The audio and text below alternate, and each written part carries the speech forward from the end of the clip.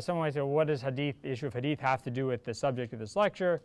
It's because the vast majority of controversial issues that Muslims encounter come from the Hadith tradition. Actually, that's why I started studying Hadith, because the Quran is a relatively small book. It's not it's not nearly as, maybe it's even just a third the length of the New Testament, and there's not a lot of controversial material in the Quran. I mean, it's very interesting. Sometimes people maybe think that the Quran is very foreign because it's in Arabic, but it's actually an extremely accessible book when you compare it to other books, other scripture, and just even a book written 1,400 years ago. There's not a lot of books written 1,400 years ago that are actually as approachable as the Quran. In the sense, I mean, it's a book that's revealed in a world of the desert in the 7th century, but its reliance on desert imagery and 7th century conceptions of the world is actually very limited. And that's, I bring that up because that's not the case for the Hadith tradition. The Hadith tradition it's like getting your head dunked into 7th century Arabia. And that's a very, very, very different world. And so you can imagine if you have a body of material that is collected from people who are basically trying to transmit what they heard someone in 7th century Western Arabia saying, that is going to be a view of the world that is very different from a lot of other times and a lot of other places. It's very different from our time and our place. I mean, just think sometimes you watch a movie from the 1950s and the 1940s, you think how much the world has changed. Imagine 1,400 years and all the technological and social change that has occurred. So the Hadith tradition is it's at the center of a lot of controversy because it's a very important source for Islamic law and beliefs, but it's also a source that if you just come across it without any mediation, it's like you've been zapped back in time into a very different world. And that's why I've tried to design, or to lay out some suggestions for people to sort of have in their mind when they come across hadiths, because as I don't know how many of you pay attention to the media or not, but most of the controversies that come up involving Islamic scripture have to do with the Hadith tradition. The first thing to keep in mind is hadiths are just pieces of a puzzle. They're pieces of a puzzle. They're a puzzle that Muslim scholars are trying to put together to construct the answer to the question, what does God want from us? What is the right thing to do? What is pleasing in God's eyes in terms of our actions, in terms of our beliefs? And you can imagine if you have a revealed book like the Quran, and then you have the legacy of this teacher, this figure, this prophet who brought it, you're going to try and look to that legacy as much as you can for answers to any kind of question, even the general questions, particular questions. So that's the hadiths are an attempt to collect this legacy. But it's very important to keep this in mind. They're just pieces of data. And just imagine, following around, let's say, the President of the United States for a month and just writing down everything he says or recording everything he says. Imagine how many little snippets of information, not knowing what their context is, not knowing what he intends by them, are they general or specific. You're going to get you can imagine taking these little pieces of data and coming away with an image that's very different from maybe what the overall actual image is. And then imagine that over a period of 22, 23 years of someone who was the center of his community, and whose companions obsessed over him, right? Rightly so. So the first thing to keep in mind when you're dealing with hadiths is they have to be authenticated. A lot of times people will cite, let's say, oh, this hadith is in Sunan of Ibn Majah, or this hadith is in the Sunan of Tirmidhi. Okay, up to a quarter of the Sunan of Ibn Majah is unreliable, according to great scholars like the 14th century scholar al-Dhahabi. Up to 1/4 of the book is unreliable.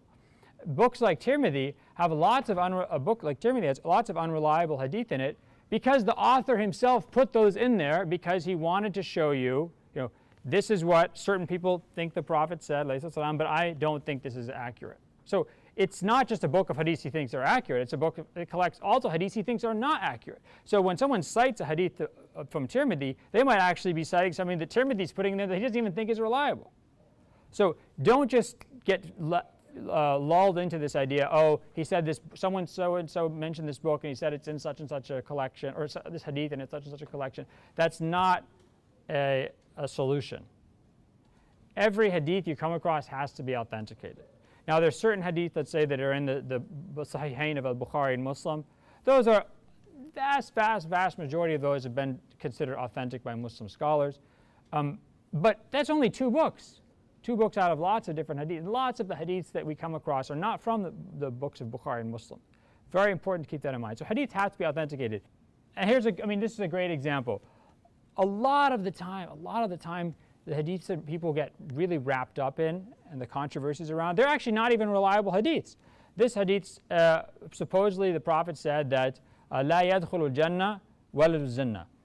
The child born of zina does not enter paradise, does not enter the garden.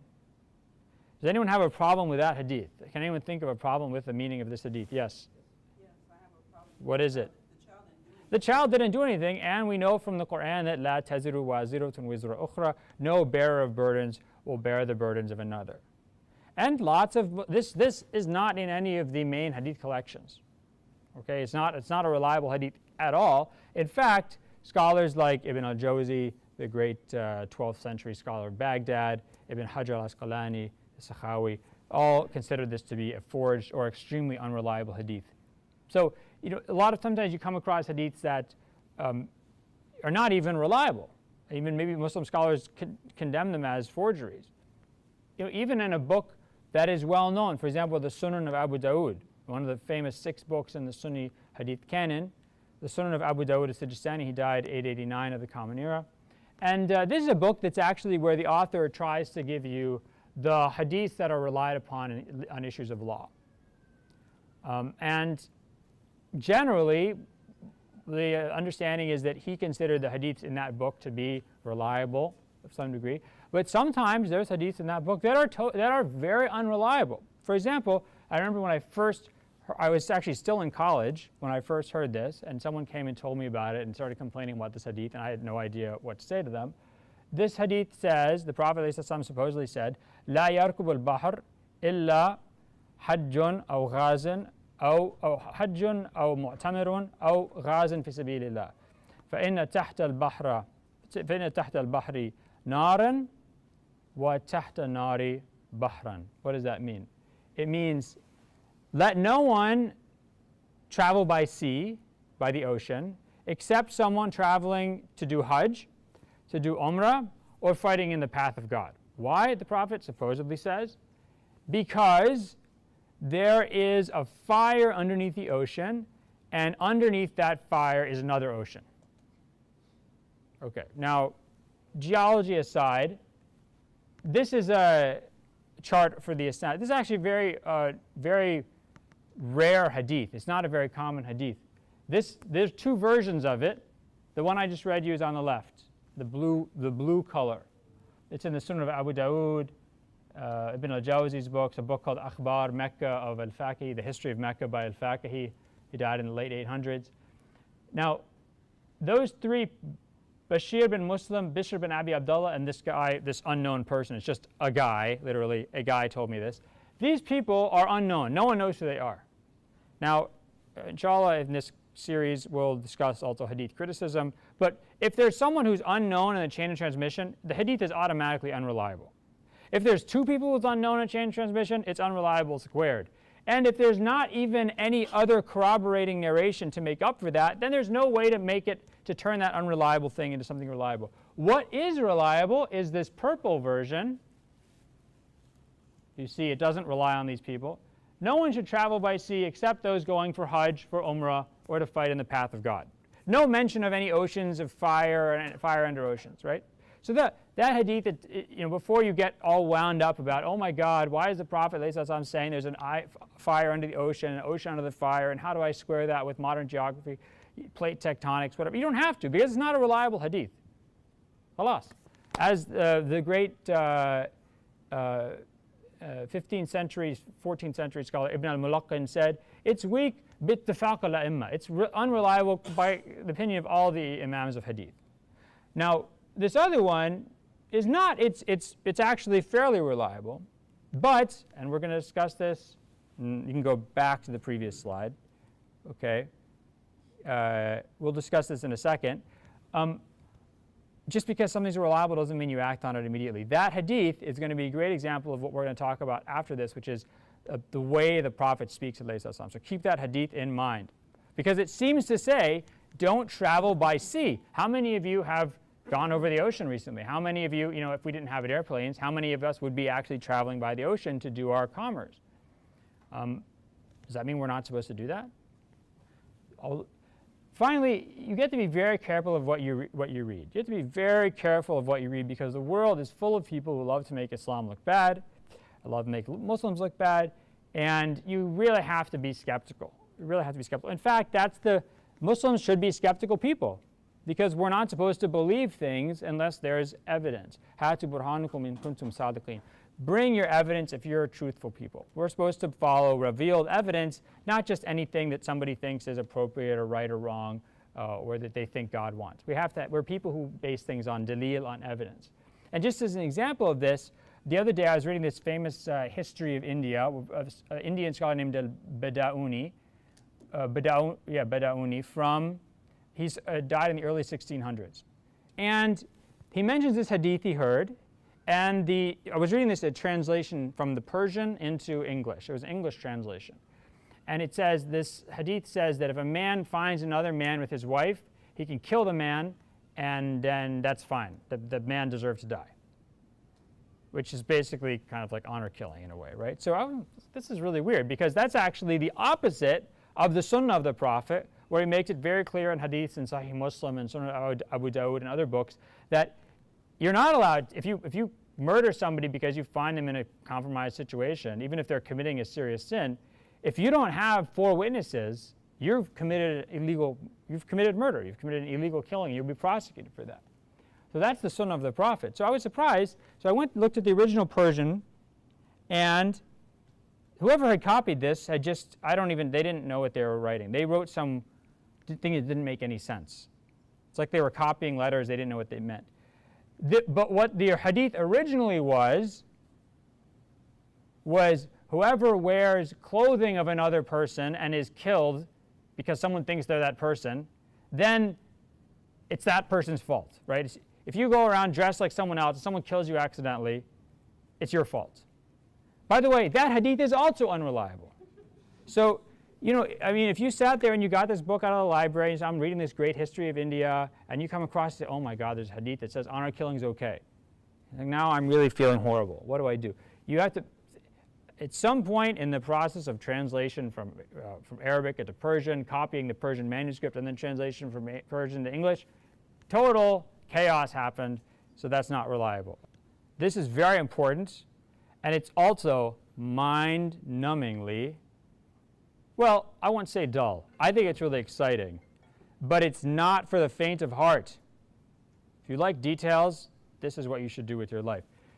There are usually, the majority of the time, there are many different narrations of a tradition. So, for example, we talked, there's the hadith about not traveling by sea. Those were 2 narrations of the same overall saying the Prophet. You're going to see it's a sort of general message the Prophet, it's sort of gist of what he was saying, was one gist. But those narrations are very different from one another.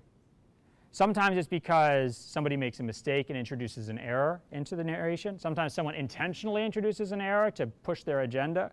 Sometimes maybe the Prophet said something more than once in different ways.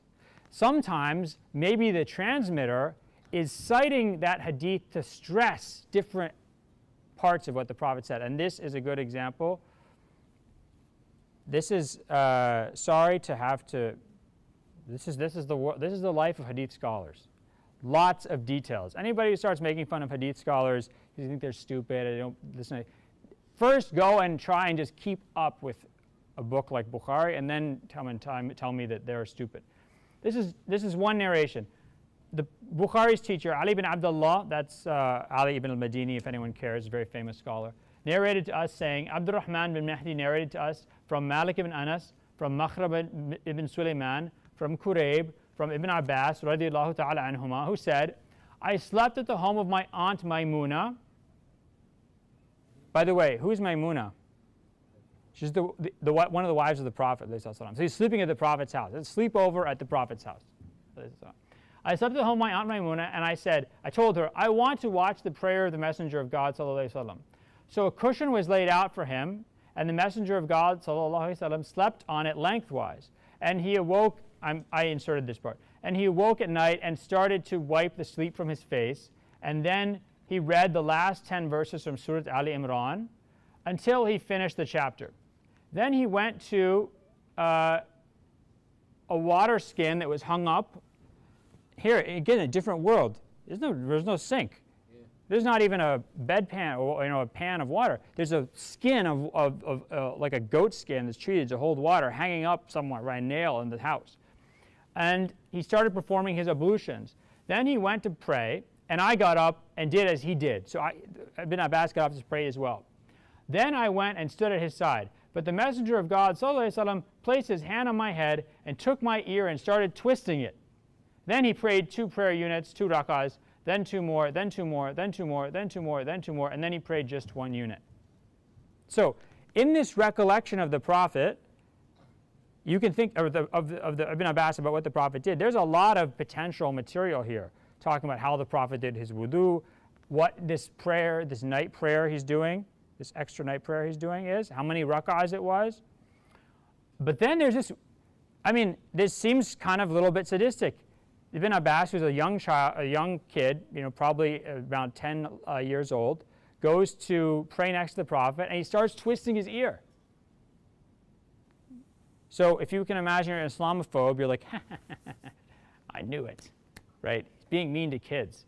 This is just another version. Now you can see what's happening here. We'll discuss it. Ali bin Abdullah, the same guy, same chain of transmission.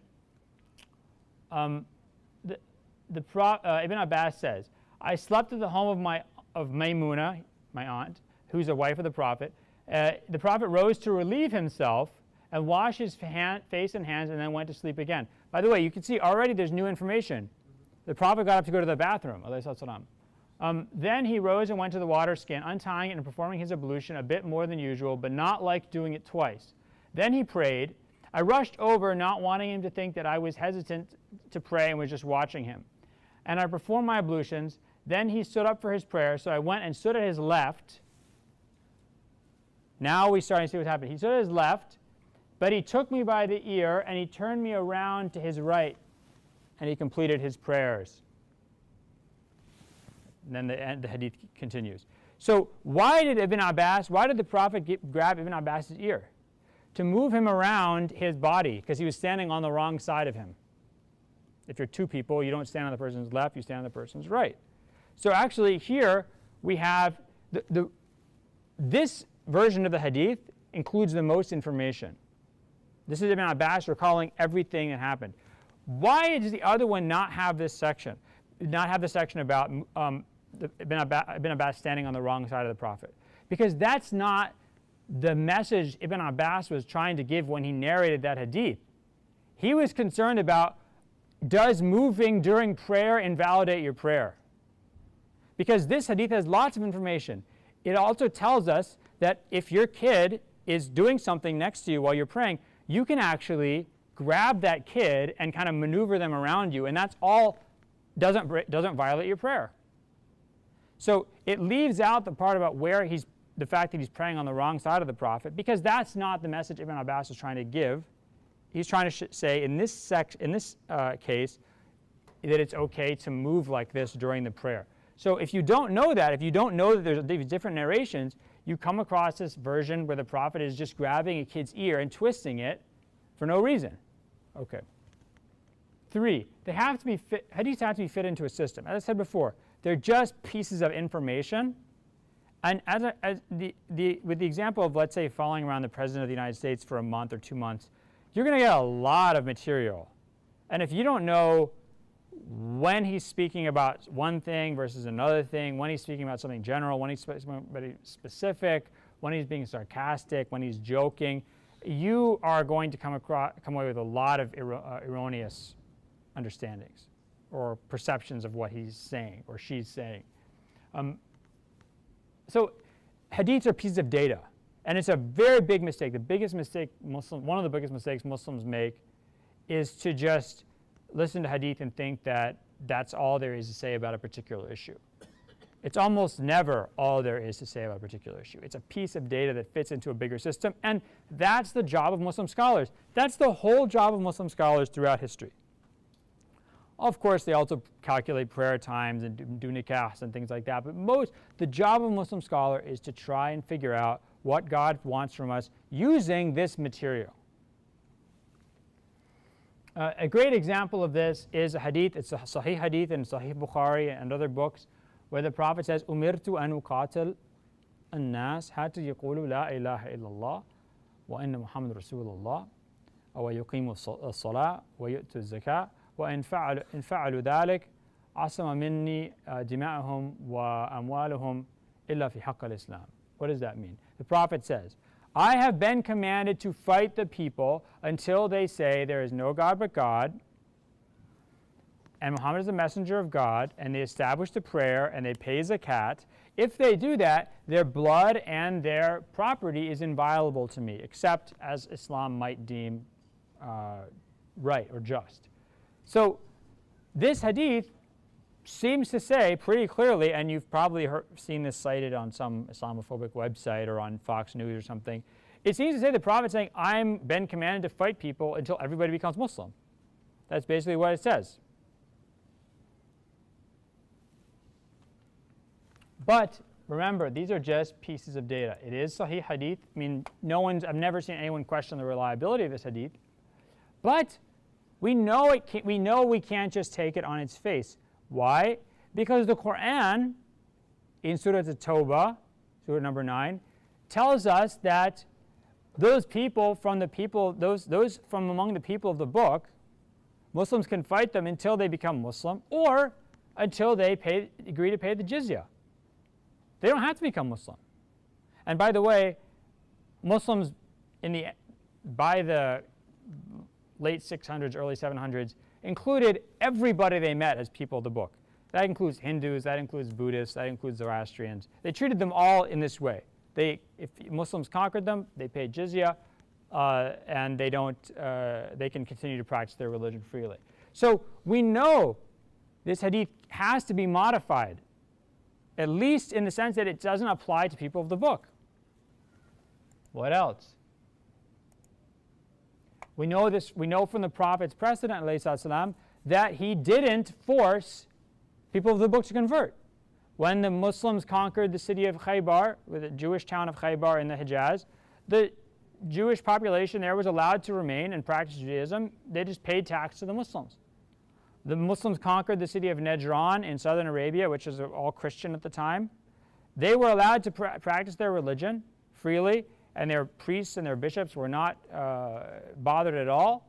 They just weren't allowed to do riba. They weren't allowed to do interest. But they lived under Muslim protection. They paid tax. So we know from the Prophet's precedent this isn't the case. And then finally, we look at other narrations of the hadith. For example, in Sunan Nasa'i, there's one version from Anas bin Malik, the companion Anas bin Malik, narrating this hadith, where he says, "Umirtu an uqatil al-mushrikeen hatta yaqulu la ilaha illallah." What does that mean? I have been commanded to fight the polytheists until they say there's no God but God, Muhammad is prophet of God.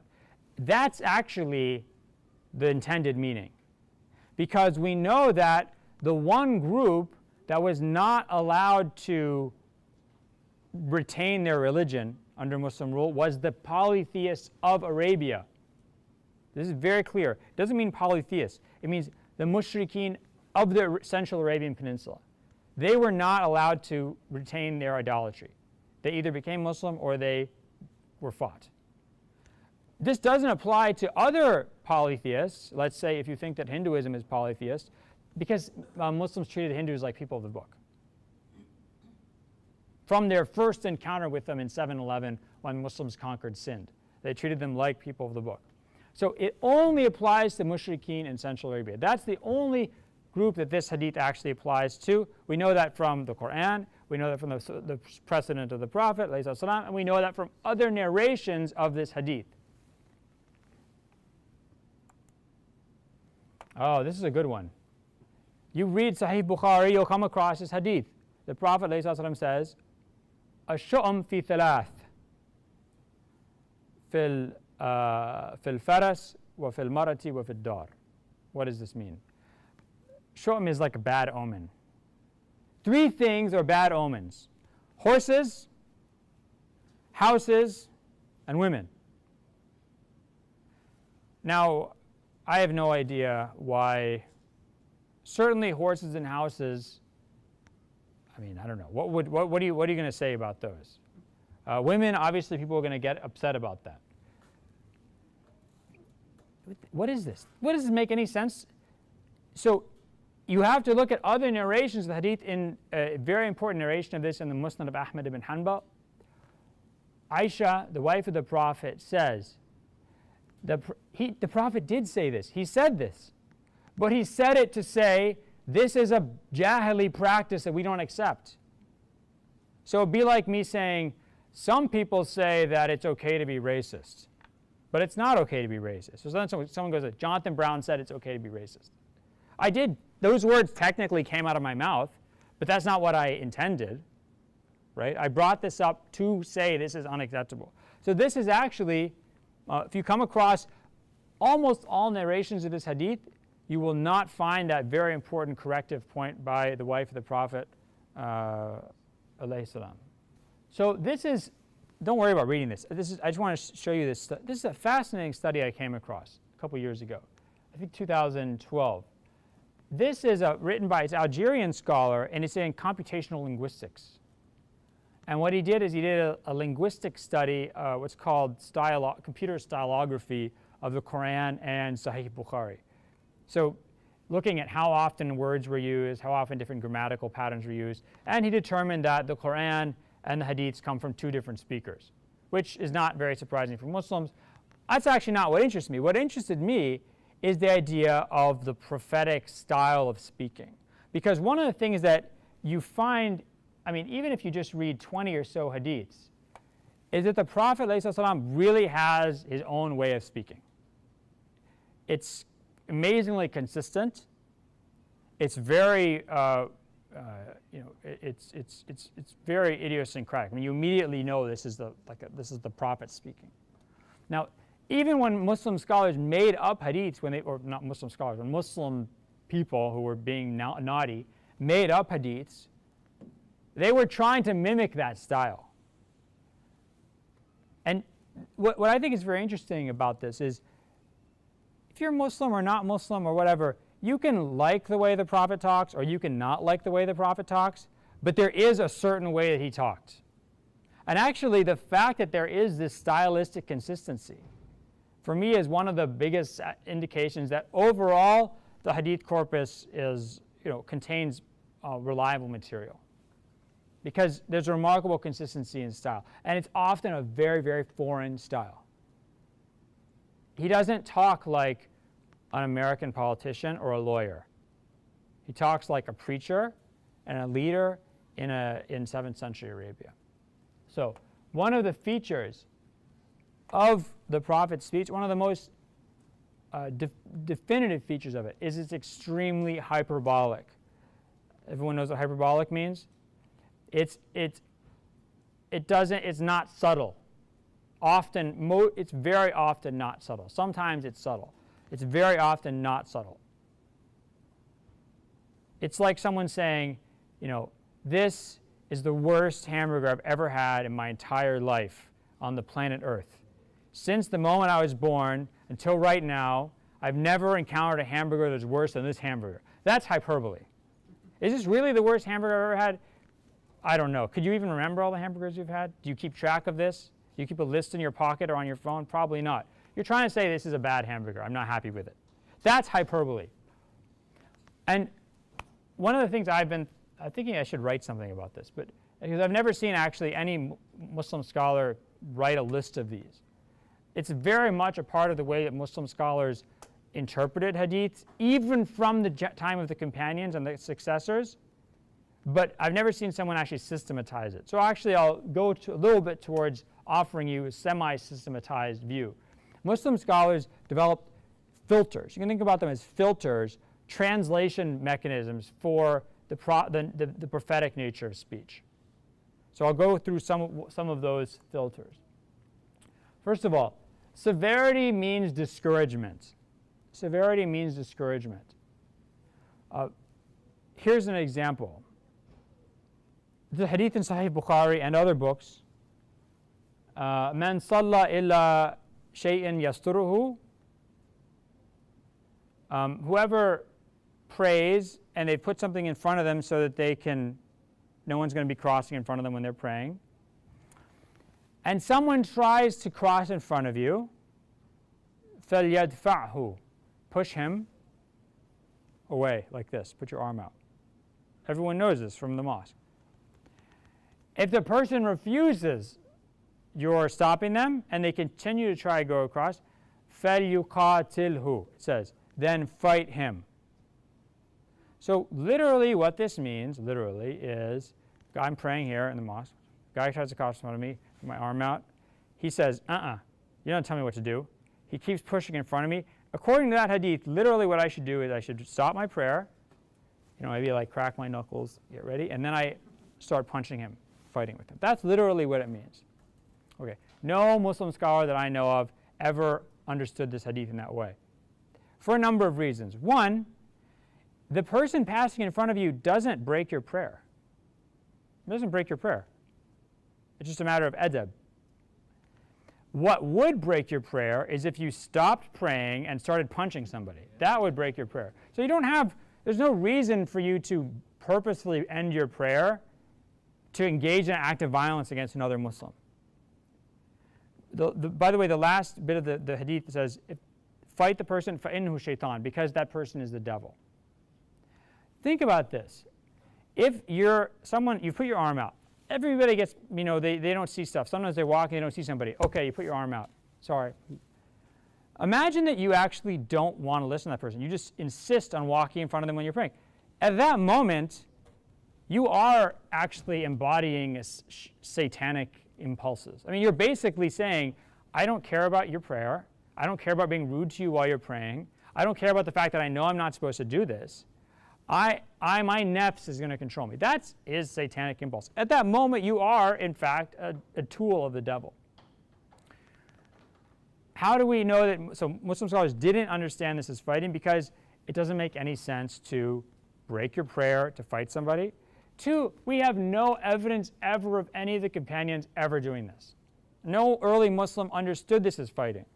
What it means is push back, even fight them back like this. Don't just let them walk in front of you. Put your arm out more aggressively. My point being, the Prophet could have just said, alayhi salam, if someone tries to walk in front of you, put your arm out. If they keep trying to go in front of you, push back a little bit harder. But that's not how he speaks. Because you're not going to inspire anybody if you talk like I just talked.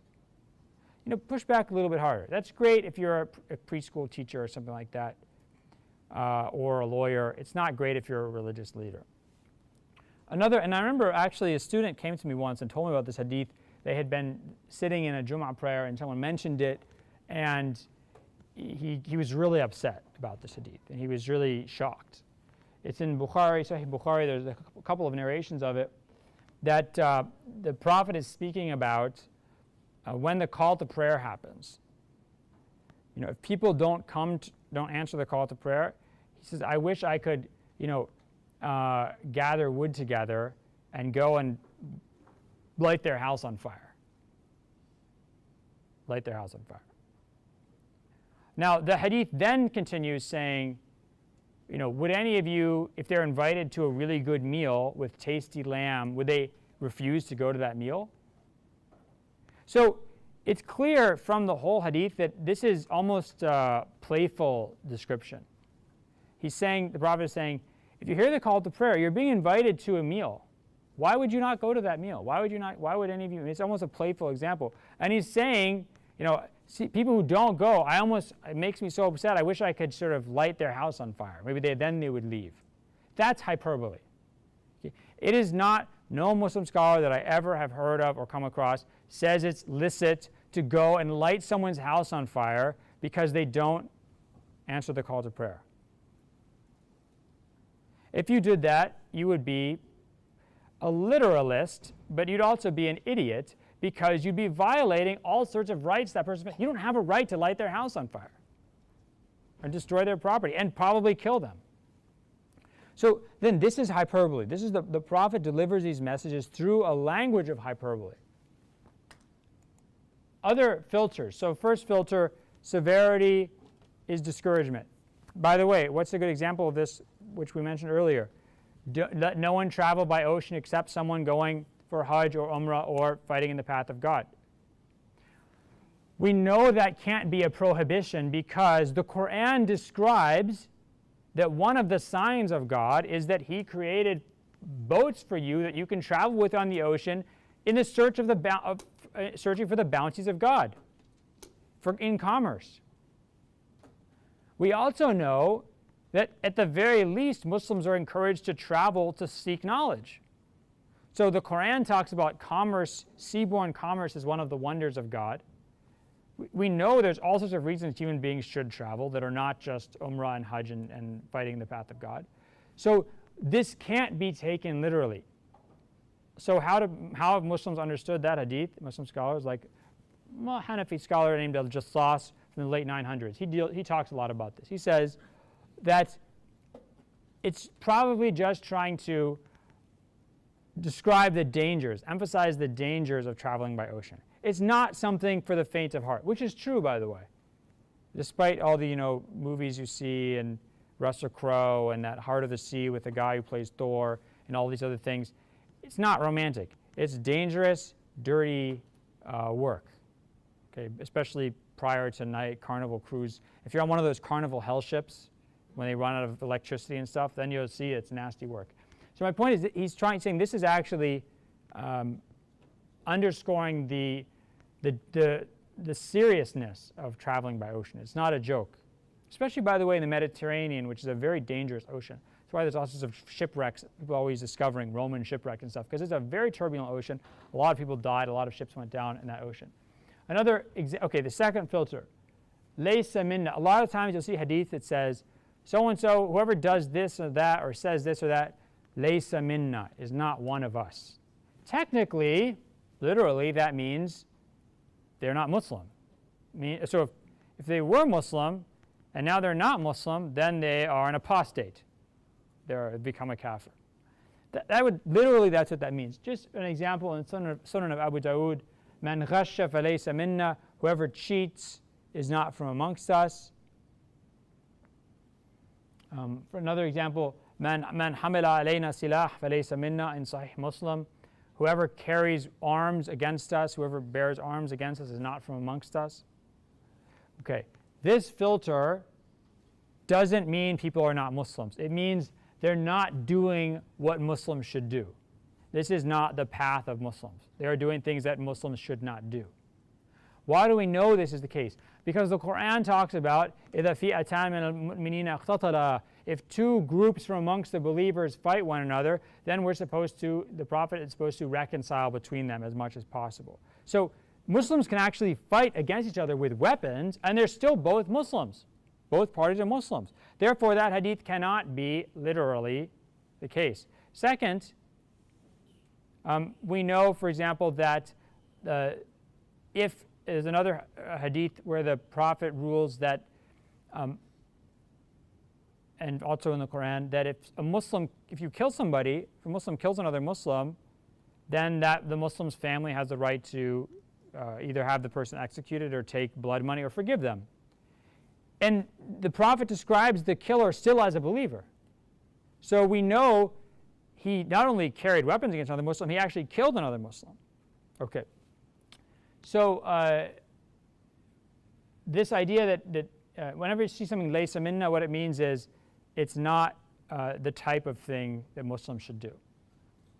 By the way, why would the Prophet speak like this? Why would you use language like this? To get a point across. If I say cheating is not the type of thing Muslims should do, to a kind of very upper middle class American audience who's very subtle and not used to seeing real violence on TV and things like that, it's a good way of speaking. But that's not how you speak to everybody in the world. That's certainly not how you speak to Arabian Bedouins for whom violence is completely normal. Bedouins were not subtle people. They generally today not subtle people. You have to say, you do this, you're not from one. The person who does this is not Muslim. And it's very interesting, some Hadith transmitters later in the let's say the 700s, 800s of the Common Era, they would explain, Laysa minna means Laysa mithlana. Not from amongst us really means not like us. But some Hadith scholars, like a famous scholar of Mecca, Sufyan ibn Uyayna, died around, I don't know, 805, 810, I would guess, of the Common Era. Sufyan ibn Uyayna, he actually wouldn't explain that. He wouldn't put the filter on when he was telling this hadith to people because he wanted to shock them. He wanted people to be afraid of cheating. Okay. Another very important thing. There's kufr and then there's kufr. There's different types of kufr. The best example of this is a hadith. It's in Sahih Bukhari, it's in Sahih Muslim, it's in the Jam' of Tirmidhi, where the Prophet says, Sibab al-Muslim fusuq wa qitaluhu kufr. If you engage in cursing, with like yelling and cursing with a Muslim, another Muslim, that's iniquitous behavior. That is sinful behavior. If you fight with that person, that's kufr. So technically what that means is if two Muslims get in a fight in the parking lot of the mosque or something like that, they are now kafirs. But as Ibn Abbas says, very importantly, in his discussion of this hadith, the companion of the Prophet says, هَذَا كُفْرٌ دُونَ الْكُفْرِ. This is a type of kufr that's not the really serious kufr like apostasy. This doesn't mean someone leaves. What does that mean? It's the same way that the Prophet says that the person who's drinking wine or who's engaging in zina, in the moment when they're drinking wine and they're engaging in zina, they're not a believer. Because in the moment you're doing that act, you're really denying God.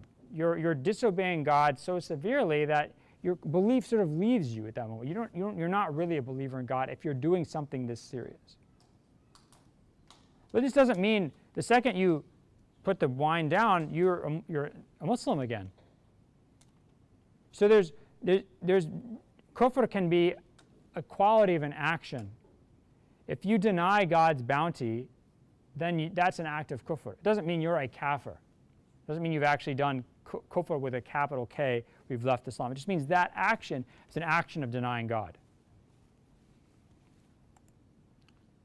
Okay, and you also find a lot of times hadiths like, لا يؤمن أحدكم حتى, none of you will believe until things like, none of you will believe until I am dearer to him than his parents and his children and all the people.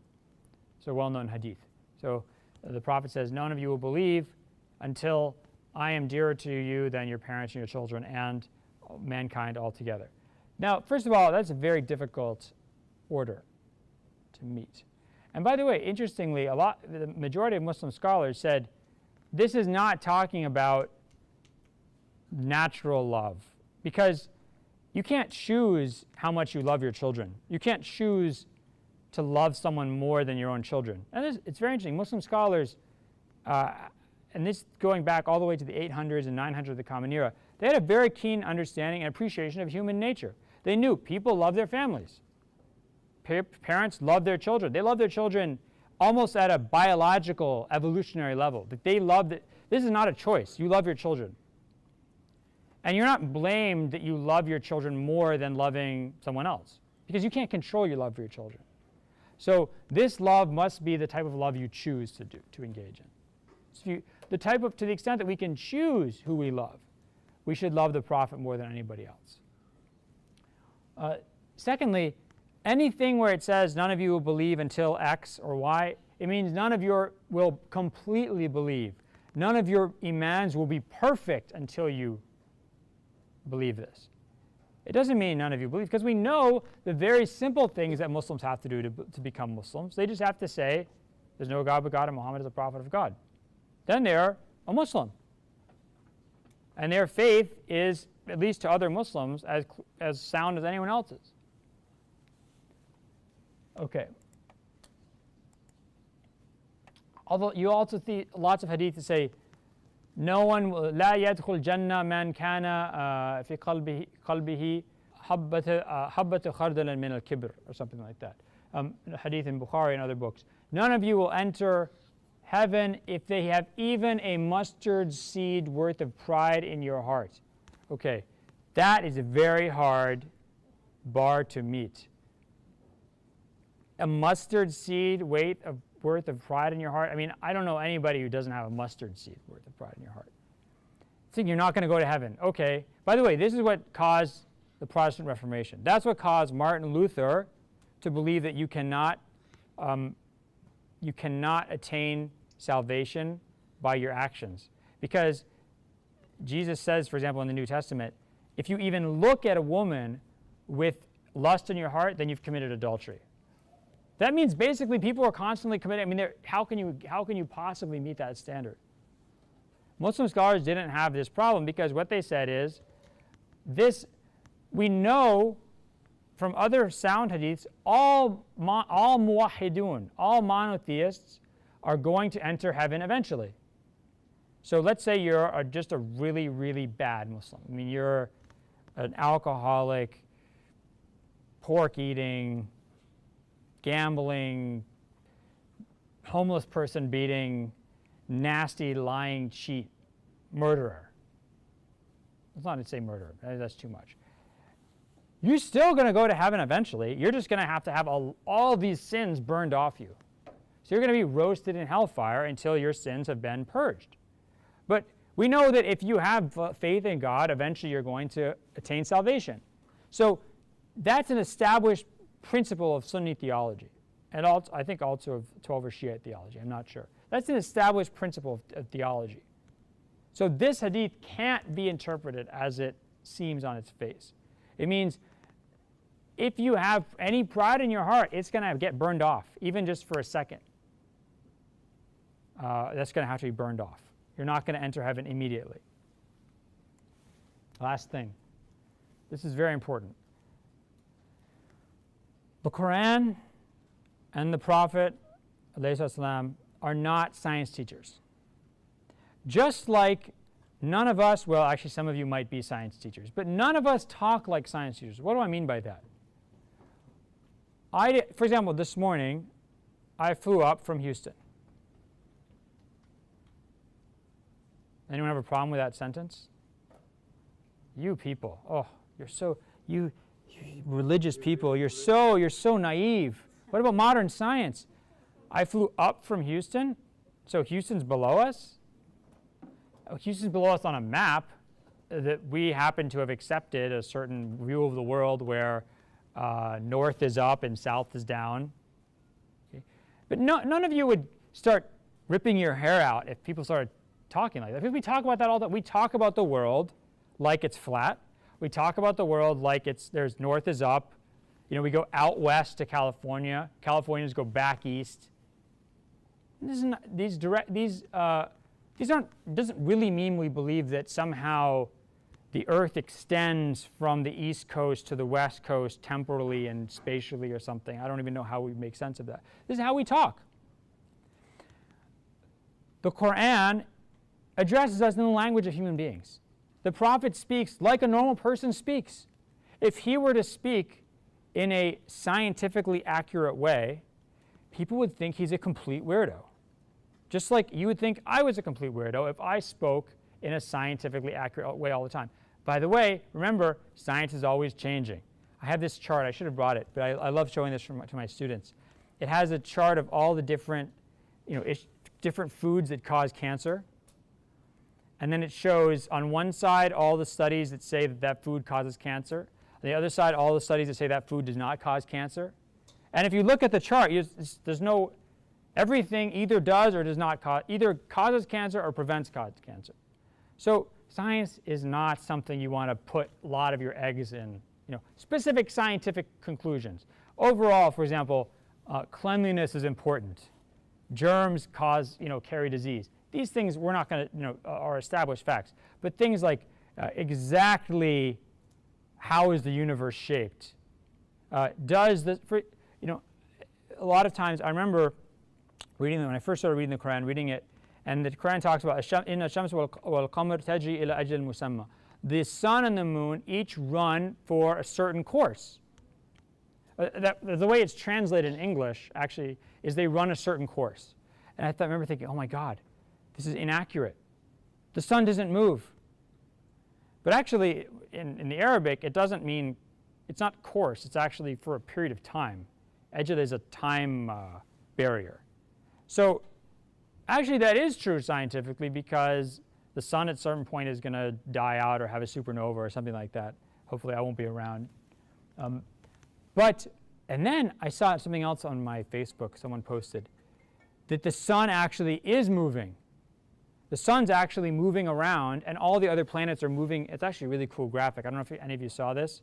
But the sun's shooting through space, and all the planets are kind of following behind it in these different orbits. So actually, I shouldn't have been upset, because the sun is moving on an appointed course. So if you start saying, I need my scripture to always accord with the latest scientific theory, not only are you not going to be satisfied, you're also unnecessarily putting your heart through the ringer. Because that's not how people talk. That's not how language works. We don't talk to each other in that way, and God doesn't address us in that way. Finally, if you want to have a message that is going to resonate with people in all different places and times, the last thing you should do is ground it in the scientific theory of that day. If the Quran said, verily, the universe it began at a certain point called the Big Bang, and there were gravitational waves, and it's expanding, but at a certain point it's going to contract, and the sun doesn't look like it's moving, but it's actually moving. You're moving around it, and all these other things, and there's comets. I mean, imagine a Bedouin would just, or Arab Bedouin would just say, what the heck is this? This is lunacy. Of course we're not moving. Of course the sun, I see the sun moving around us, and the moon moves around us. What kind of idiocy is it to say that we're moving? You would have lost your audience right there. It's a very bad bet. It's a very bad horse to bet on, scientific accuracy. So, but the problem is that Muslims, especially in the late 1800s, the early 1900s, and to a certain extent even Muslims today, I see this a lot, they are obsessed with what's called scientism. This is a real product of modernity. The idea that every human being who ever lived until basically Newton and Galileo and the greats, Boyle and Kelvin, all these great 17th, 18th century, 19th century figures, they were all just totally out to lunch. No one really understood the universe. And now everything that human beings thought they know prior to the scientific revolution needs to be reconsidered. Okay? That's scientism. The idea that we, at the forefront of human civilization, are its best. We are constantly discovering truth and removing darkness. The darkness of the past for the truth of the future. This is the Star Trek vision of the world. Okay? That's an extremely inaccurate view of the world. First of all, it makes people think things like, and I don't know, how many of you are in kids who are in some kind of grade school? How old are you? How? 12. Did you learn about Christopher Columbus? What did Christopher Columbus do?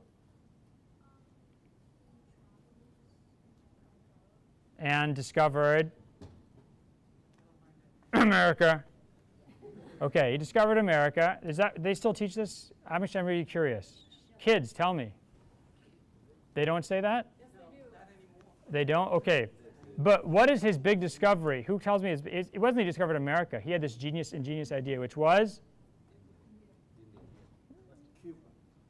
Went to Cuba. No, he thought the earth was round. Everyone else thought it was flat. That's the biggest lie ever. Nobody thought, Christopher Columbus didn't think the earth was flat.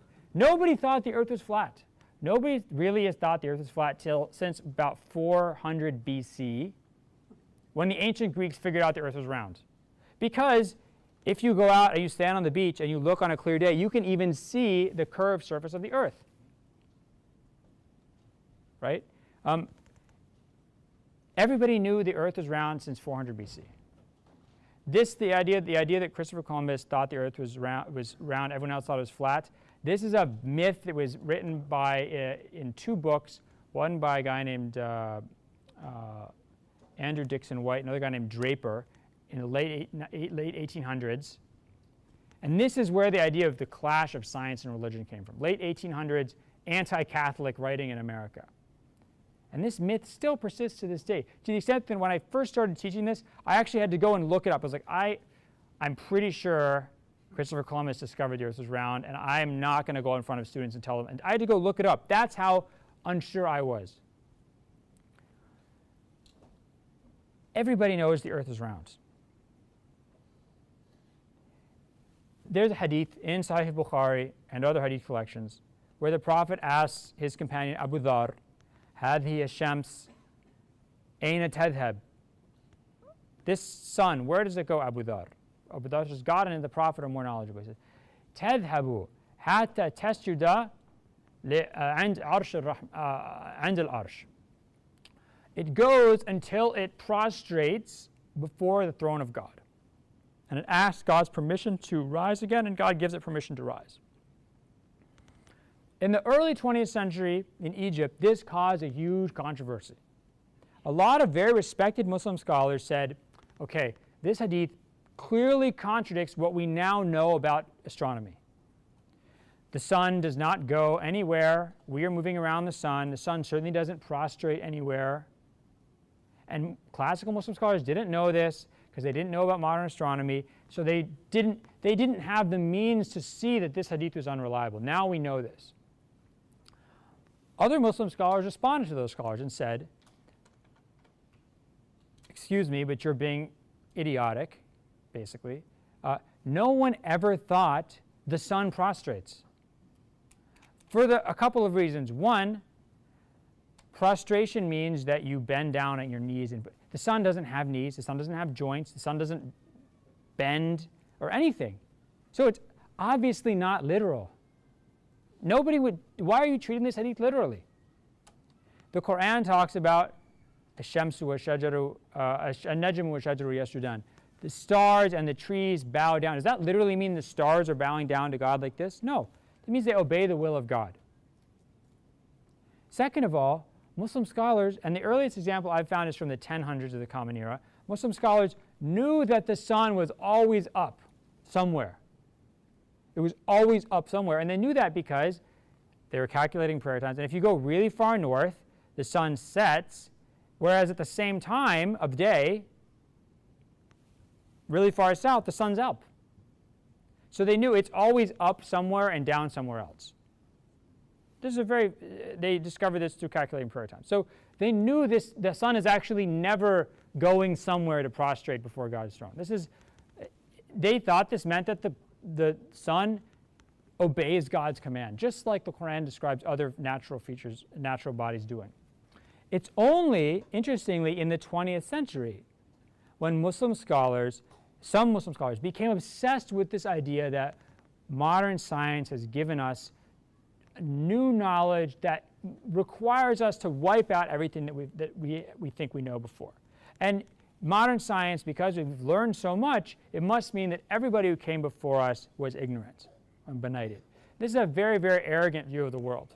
It's a very arrogant view of the world. And it's the type of thing that makes people put all their eggs in the basket of the latest scientific study about what causes cancer or what doesn't, and not have a sense of proportion and perspective to know that these studies are frequently disproven, and that you have to wait a long time to determine scientific consensus. And even then, that consensus might be found wanting. Okay. That's it.